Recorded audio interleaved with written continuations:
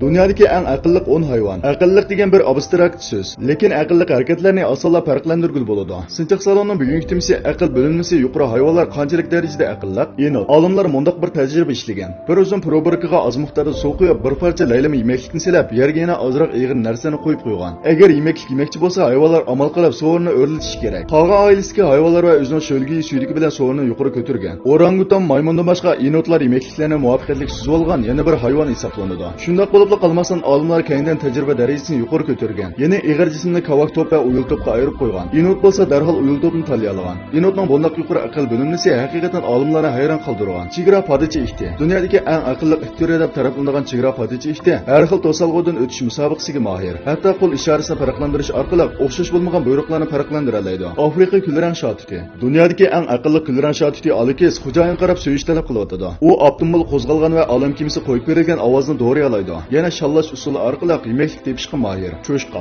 Insonlarning eng chong xatolik shuki, kallasi ishlamaydigan 4 deb ta'riflanadigan cho'shqaning asl saqlash davri 3 yilga yetadi. Shuning bilan bir vaqtda bir cho'shqani 3 kichik bola bilan o'rtaga to'pirish musobaqasi o'tkazganda cho'shqa birdan-bir numar olingan mohir. Uning yana nihoyat kuchli yo'linish tuyg'usi bo'lib, ko'p qism sutemlikcha hayvonlardan eshib ketgan. Chashqan. Garchi jug'i kichik bo'lsa-mu, biroq chashqanning asli tutish liniyasi jihatga talanti bizni besib tushishi mumkin. Yemeklik bor bo'lganda ular yana amal qilib, qafasga solab qo'yilgan o'xshash turdiklarni qo'yib berib, yemekliklardan o'rtaq bahramon bo'ladi. Bu yana bir qatam o'zi yolg'iz tomoq yeyishni yaxshi ko'rmaydigan bizdan eshib ketgan bir hayvon. Aras, chashqa yana o'zining ismini esida tutib oladi. Hamda boshqalar chaqirganda inkos qaytaradi. Qizil tuklik orangutan. Qizil tuklik orangutan chantik. Birdan-bir oliy maktabda o'qigan orangutan bo'lib, qo'l ishorati orqali boshqalar bilan fikr almashtiradi. Uy ishlarini qilib pul tepishni biladi. Pul yig'ib narsa setib olishni biladi. Afsuski eng oxirida bir o'quvchini xato yerlantirib qo'yib, tadqiqot o'rnining kichik qafasiga so'lab qo'yilgan. 11 yildan keyin ondan Atlanta hayvon bog'chisi tarafidan beqib olingan. Lekin barliq orangutanlar bilan chiqish olmaganlik sababidan eng oxirida tushkilish bilan o'zini oxirlashtirgan. Qaga. Elchilar qirganda ularning aqli mashina kelganda fursat tepib mevani chiqib, mashina ketgandan keyin qattiq po'stliq mevalarni yeydigan. Tajribalardan ma'lum bo'lishicha aqli bilinmasi 7 yoshli bolalar bilan qilishmaydi. Quroldan foydalanib yemeklikka erishishni bildigan hamda odamdan tanishga mohir. Hatto siz niqob taqib olsangiz, sizni tanib oladi. Pil. Esda tutish qobiliyati bilan dang chiqargan pil 12 ovozni farq etib qolmasdan insonlarning talaffuzini o'rgana oladi. Shundaqla o'lib ketgan qarindosh pilga nisbatan qayg'uli kayfiyatni ifodalaydi. Keng tumshuqliq delfin.